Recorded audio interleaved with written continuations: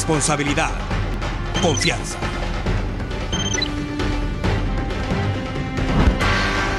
T13 Noticias. Policía Nacional Civil le pega al gordo en zona 17. Niña de 8 años vio cuando la muerte se llevó a su progenitora. Otro funcionario que arremete contra Ministerio Público y CICIG. Vecinos de lujo en zona exclusiva de Ruta a El Salvador. Sicarios abren fuego contra pareja y empleada doméstica. En el mundo, futuro de la presidenta de Brasil en manos del Congreso. Y en los deportes, los guerreros de la cancha para 5 ya están en Costa Rica. Esto es el servicio informativo que usted necesita.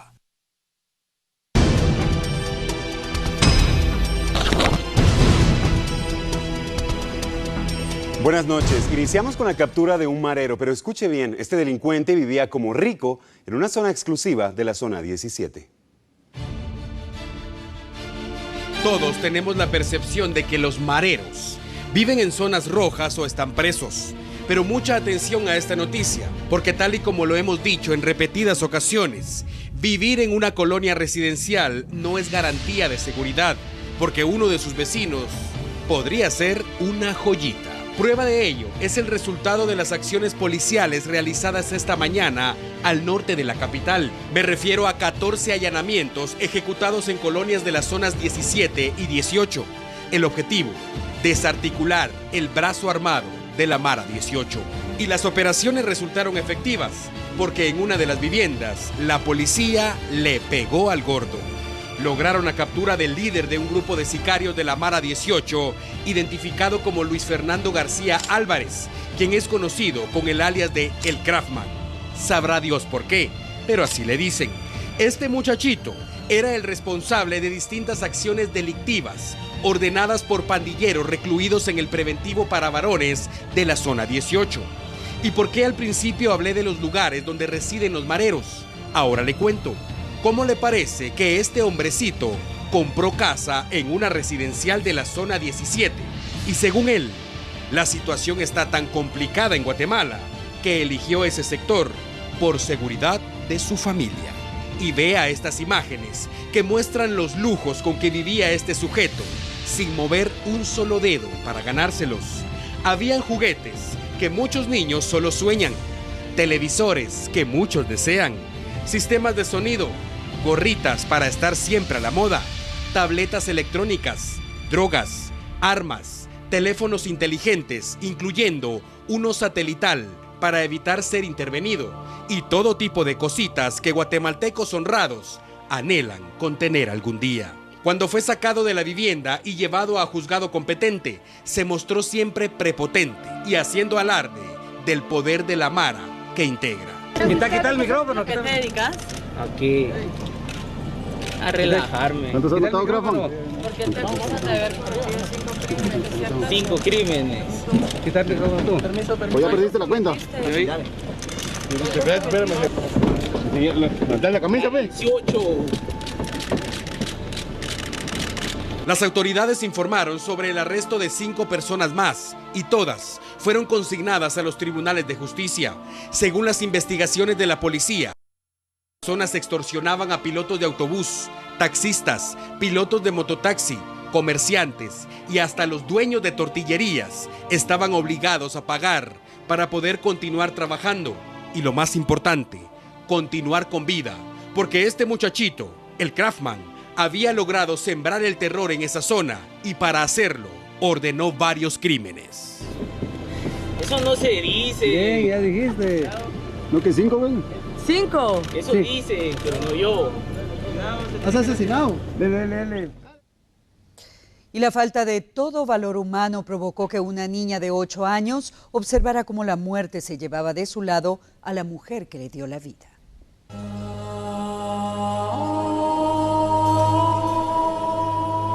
Increíble el cinismo, la desfachatez, la poca hombría y la poca sensibilidad humana de quien acepta asesinar a una madre frente a la mirada inocente de sus hijos. Eso sucedió esta madrugada en un sector de la avenida Petapa. Una madre como muchas en nuestra sociedad, soltera y con sus hijos bajo su resguardo y entera responsabilidad. Se dirigía a comprar verduras a las 5 de la mañana junto a su pequeña hija de 8 años.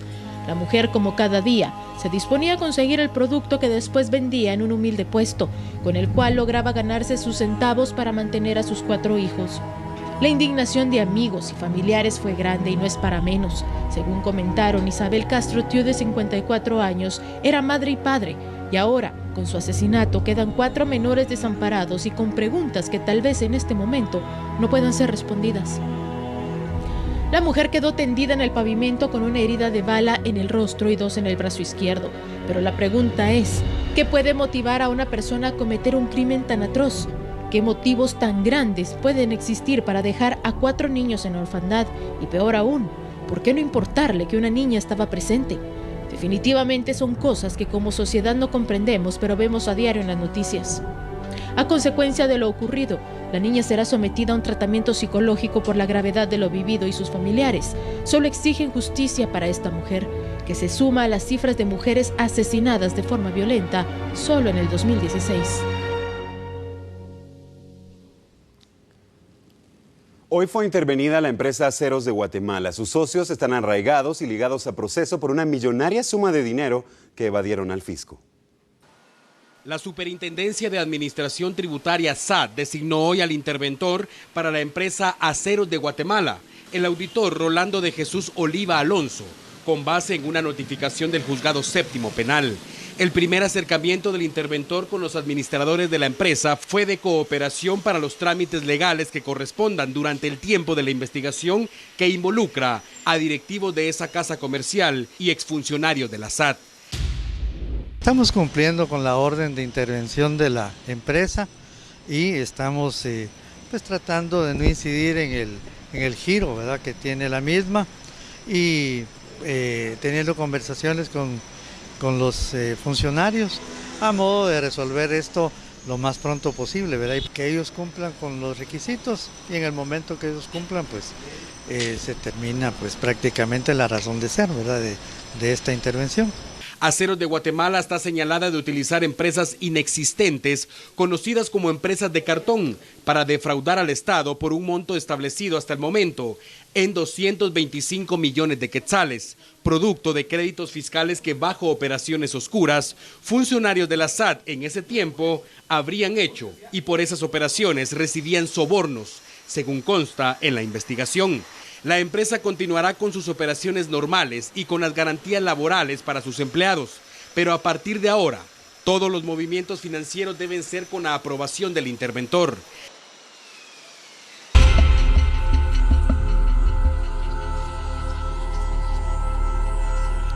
Y para declarar nulo el contrato con la firma española Terminal de Contenedores Quetzal, la PGN debe invertir 80 millones de quetzales. Aunque mucho se ha hablado de la nulidad del contrato con la Terminal de Contenedores Quetzal por su lesividad al Estado, la Procuraduría General de la Nación dijo que de llegar a ser presentada ante el juzgado administrativo, la nulidad podría llegar a costar 80 millones de quetzales y se necesitaría la contratación de personal jurídico para el proceso. Y en este momento la PGN no cuenta con los recursos. Nunca, nosotros no, porque nos quitaron 1.500.000 más o menos del presupuesto mensual. Imagínense, 80 millones sería el valor de todo nuestro mensual, el valor mensual que nosotros estamos recibiendo. No podríamos hacer ese acoto económico. Es un desgaste económico, aparte del desgaste económico, el tiempo, forma, eso es una cantidad demasiado fuerte, pues. Los abogados, ¿cuánto cobrarían por mes o por año, por caso, por procedimiento? Eso sería de pactarlo si se pudiera hacer así, ¿verdad? Los 80 millones corresponden a la cifra que un bufete de abogados nacionales presentaron a la PGN en cuanto a costos dentro del proceso de nulidad del contrato del TCQ. Asimismo, la PGN analiza recomendar al Ejecutivo la publicación de un acuerdo gubernativo acerca de la nulidad que pudiera dar acompañamiento al expediente y dar fuerza al proceso. En este caso, para nosotros sería bueno. No es nada malo, podríamos hacerlo y pedirlo para hacer una conformación más del expediente, para tener más fuerza por ello. El INASIF concluyó hoy con los trámites de necropsias e identificación de víctimas por el deslizamiento de un cerro en el Cambrai 2. La angustia terminó. El dolor, la impotencia, el trauma y la desolación continúan para las familias de las víctimas mortales que dejó el desprendimiento de un cerro en el Cambrai 2, Santa Catarina Pinula, ocurrido el 1 de octubre del año pasado. La tierra cedió ante la grieta que avanzaba constantemente, que fue ignorada por las autoridades y los mismos vecinos que necesitaban un lugar para vivir, a pesar de las recomendaciones por el riesgo que representaba y que al final demostró que ante la fuerza de la naturaleza no existe intervención humana que la pueda detener. El pasado miércoles, el INASIF entregó 38 cuerpos a sus familiares para proceder a la inhumación a 7 meses de la tragedia. Hoy, esa entidad presentó el reporte final para cerrar el caso. En menores de 1 año hubo 8 personas fallecidas, de 1 a 5 años 19 personas fallecidas, de 6 a 15 años 45 personas, de 46 a 65. Estas víctimas se suman a los 187 cadáveres rescatados de inmediato a la tragedia y que fueron preparados e identificados en la sede provisional del INASIF implementada en ese municipio. La mayoría de cadáveres fueron sometidos a prácticas de odontología y antropología.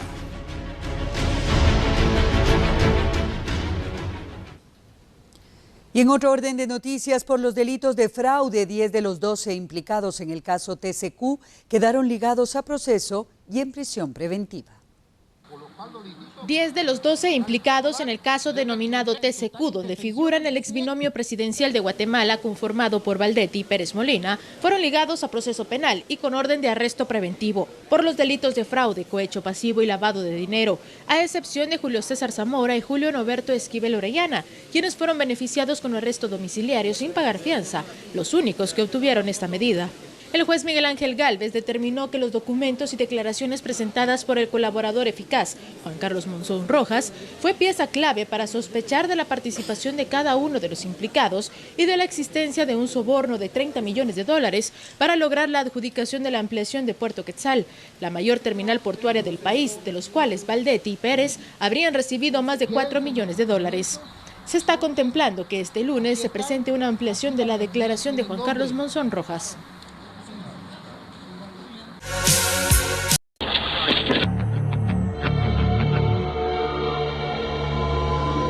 De regreso entre 13 Noticias y en esta nota le presentamos el patrimonio del fantasma, un presunto narcotraficante capturado en Antigua Guatemala y solicitado en extradición por el gobierno de Barack Obama. Sé que muchos recuerdan la noticia que presentamos el pasado sábado sobre la captura de 9 narcotraficantes en la Antigua Guatemala. Entre ellos, Marlon Francesco Monroy Meoño, un hombre del que no se sabía nada hasta ese día. Pero las investigaciones en su contra iniciaron meses atrás, porque incluso es solicitado en extradición por el gobierno de Estados Unidos. Y mientras avanza el proceso para ser enviado allá con Donald Trump y Mickey Mouse, las autoridades guatemaltecas continúan las investigaciones para incautar todo tipo de ilícitos. El día de su captura tenía armas de fuego, radios portátiles y hasta lujosos relojes, porque el tiempo está caro. Pero este hombre parece que es más peligroso de lo que aparenta. Y vamos a hablar una vez más de los complejos habitacionales en zonas exclusivas, entre comillas. Condado San Diego, kilómetro 14.5, ruta a El Salvador, según los datos oficializados por la Policía Nacional Civil. Allí, los agentes antinarcóticos encontraron 21 fusiles de asalto, armas de uso militar exclusivamente, pero que son fáciles de obtener en el mercado negro.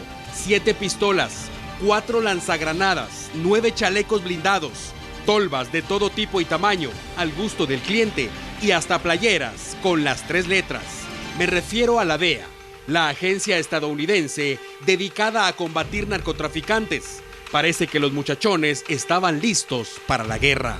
Una versión preliminar señala que alias Fantasma planificó y ordenó tumbes de droga en repetidas ocasiones y que muchas veces su gente se hizo pasar por agentes de la DEA Seguramente el gobierno de Estados Unidos maneja datos detallados sobre las operaciones de este hombre y su grupo de guerreros y esperan tenerlo pronto allá para darle una calurosa bienvenida.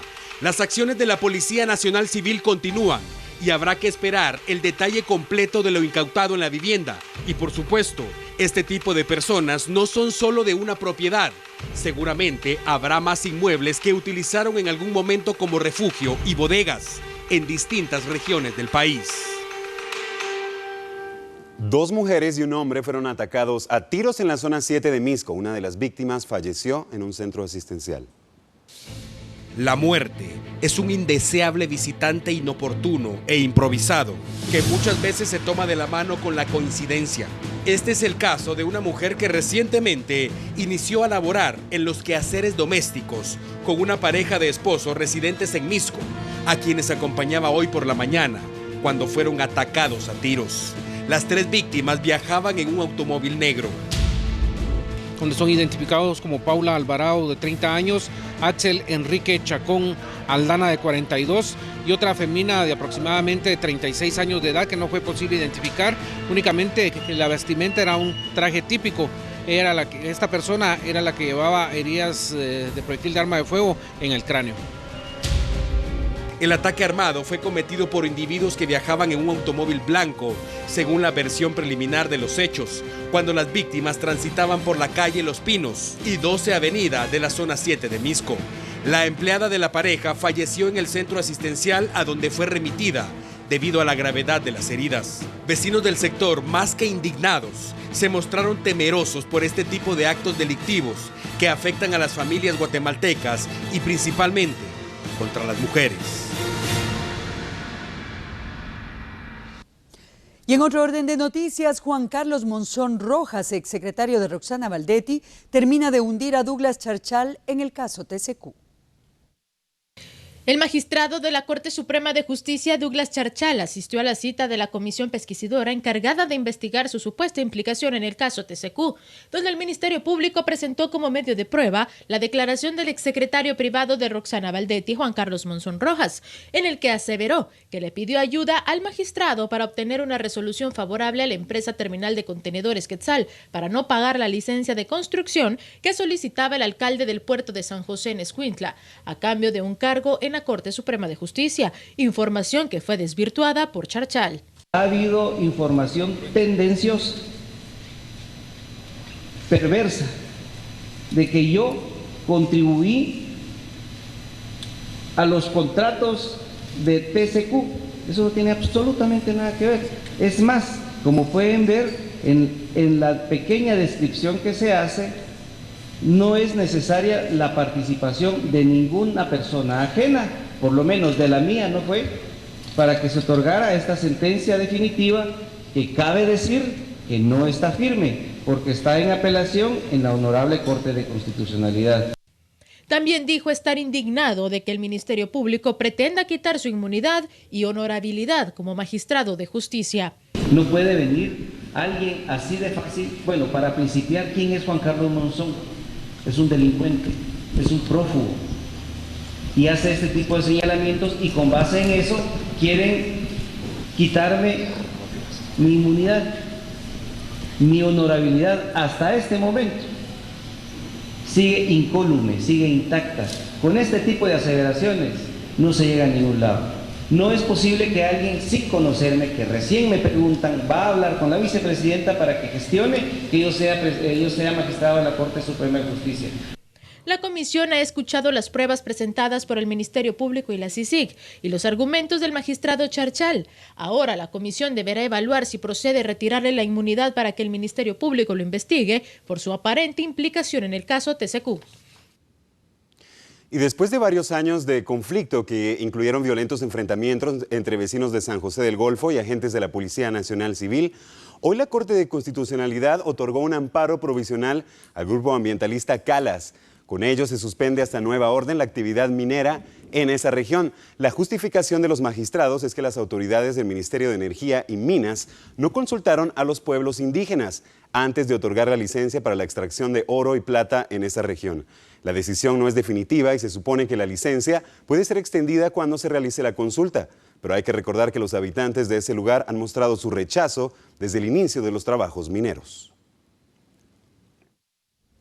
Y en otras noticias, en un sector de la zona 13 capitalina, el conductor de un vehículo perdió el control del volante y terminó empotrando el automotor contra un poste del tendido eléctrico. Esto ocurrió en horas de la madrugada y pese a la magnitud del impacto, el piloto fue trasladado con vida al Seguro Social, en donde lamentablemente falleció horas más tarde, esto por la gravedad de las heridas. Fue identificado como Gustavo Montenegro, quien trabajaba para el Ministerio Público en la Fiscalía de Delitos contra la Vida. Se presume que conducía bajo efectos de bebidas embriagantes y fue llevado al Seguro Social. Las pérdidas económicas se estiman en 150.000 quetzales. Y en el próximo mes de agosto, los amantes del cine francés podrán disfrutar de una serie de proyecciones dentro del Festival Eurocine, esto en el Centro Histórico.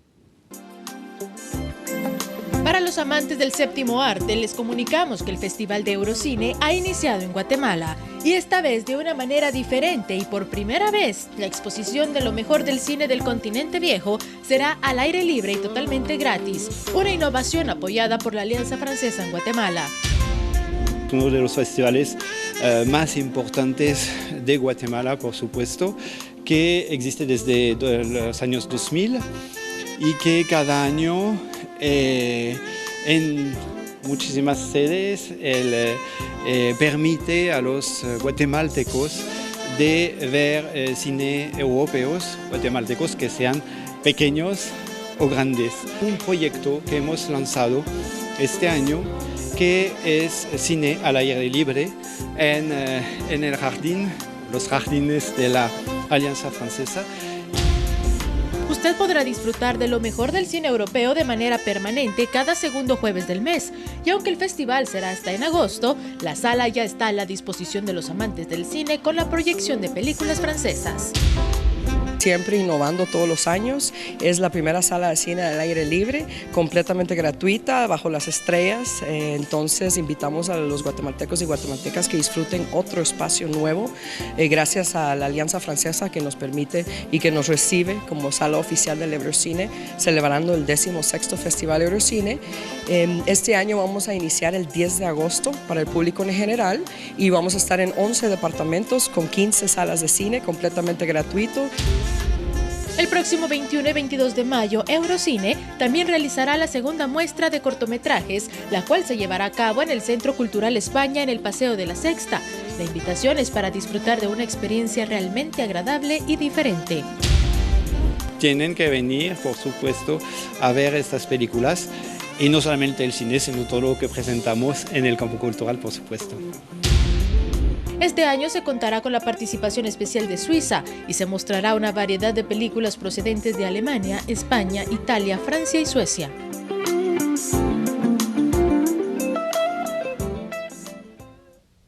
Y otra buena noticia, y es que con el apoyo de entidades estatales avanzan las oportunidades de trabajo para las personas con síndrome de Down.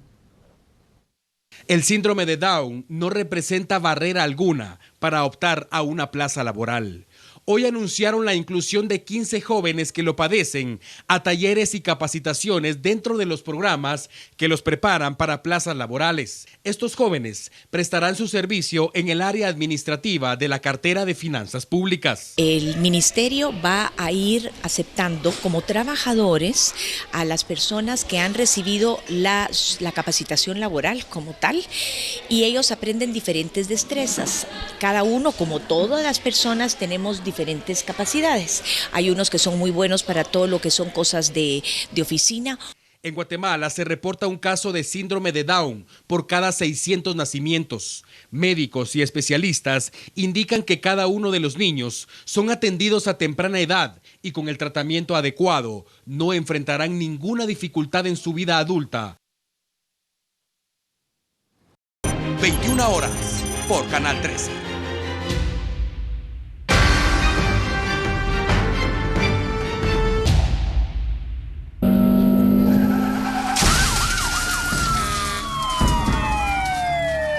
Prepárese para el invierno, pero también repare las fallas de su vehículo para evitar contratiempos o problemas en la carretera.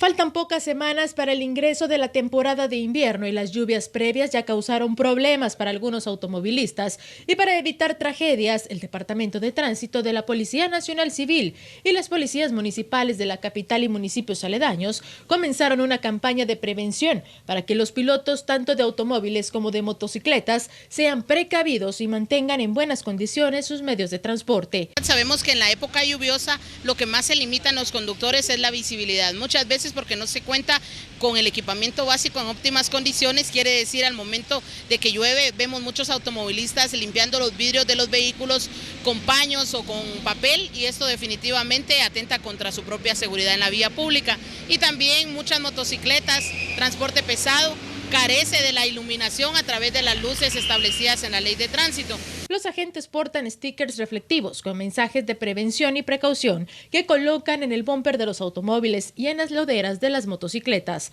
Así que tome sus precauciones, sea responsable con usted y con su familia y con la sociedad. Preocúpese del mantenimiento de su medio de transporte y recuerde que vivimos en un país vulnerable a los desastres naturales y en invierno los problemas son recurrentes. Y esta es la segunda oportunidad en que la policía localiza vehículos con reporte de robo en viviendas de un exdiputado en Huehuetenango. Se trata de acciones policiales con el objetivo de desarticular bandas dedicadas al robo de vehículos en el departamento de Huehuetenango. Una de las viviendas allanadas permaneció con vigilancia policial desde anoche porque se presumía que en su interior habían vehículos con reporte de robo. Más tarde, las autoridades indicaron que el inmueble es propiedad del exdiputado Juan Cifuentes, quien se mostró molesto por las acciones de la policía. Sin embargo, las autoridades confirmaron que un pick-up en el interior de esa vivienda fue robado ayer en el municipio de Chiantla. El exdiputado dijo que alquila la vivienda y nada tiene que ver con lo que hay en su interior, así que no fue arrestado. Esta es la segunda vez que en una vivienda del exparlamentario la policía localiza vehículos con reporte de robo. La primera ocurrió en un inmueble ubicado en la zona 8 del mismo departamento. Guatemala conforma la corta lista de países latinoamericanos con un alto porcentaje de niños trabajadores. Guatemala sigue siendo uno de los pocos países latinoamericanos que aún posee altos índices de trabajo infantil. Aproximadamente 500,000 niños trabajadores se registran en el país según los últimos estudios y en vez de disminuir, las cifras aumentan cada año. En nuestro programa hemos analizado que se prevé que sean más niños y niñas trabajadores porque en los últimos años, de acuerdo a la encuesta de condiciones de vida, la pobreza aumentó a comparación de otros años y también la cobertura educativa bajó. Entonces todo esto repercute que los niños y niñas tengan que trabajar porque no tienen acceso al estudio o a otro tipo de derechos, ¿verdad? Según García, aunque existen programas que protegen a los menores abusados laboralmente, es el Estado quien debe reforzar el trabajo e implementar políticas públicas para erradicar esta problemática que va en incremento. Roberto Calel, de 24 años de edad, sobrevivió de milagro en Quiché. Viajaba en una motocicleta y por causas que se ignoran terminó en el fondo de un barranco en jurisdicción de Chichicastenango. Bomberos municipales departamentales bajaron con equipo especial y quedaron sorprendidos al encontrarlo con vida. De inmediato lo estabilizaron y lo trasladaron a un hospital donde seguramente está reflexionando sobre la segunda oportunidad que le dio la vida. Y frente al Ministerio de Desarrollo, cientos de personas reclamaron su bolsa de alimentos. Personas inscritas para beneficiarse con la bolsa de alimentos protestaron frente al Ministerio de Desarrollo porque durante el presente año siguen sin recibir los alimentos que les ayudan a paliar la situación económica. Teníamos la información de que el ministro había decidido no entregar la bolsa de alimentos este año al área metropolitana. A pesar de que el día 25 de febrero habíamos hecho un compromiso en la Casa Vicepresidencial, donde ellos se comprometían a darnos la bolsa de alimentos. De hecho, nosotros hemos entregado en este momento 24,000 datos de beneficiarios que necesitan la bolsa. Representantes de ese ministerio indicaron que este año la modalidad para la entrega de la bolsa de alimentos cambió y les entregarán en breve una tarjeta electrónica a cada beneficiario para transparentar el proceso. Las personas que se reunieron explicó cuál es el proceso. Esto realmente lo único que busca es ayudar a las personas, se seguirá reuniendo con ellos y ellos entendieron que el proceso debe ser más transparente.